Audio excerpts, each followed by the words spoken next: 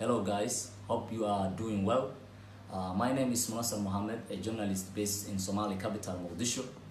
The reason that I have recorded this clip is that I have been receiving regular threatening calls and messages after I have reported a story relating to a man, Ahmad Mukhtar from a Somali minority called Somali Bantu, was tortured, stabbed and being burned alive to death, following his nephew had fell in love with a girl from a noble clan.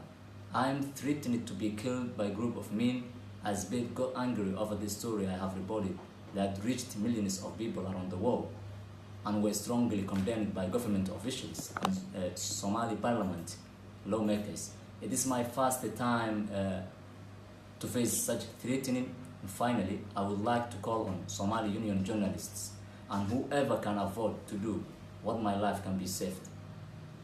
My thanks goes to you. Thank you.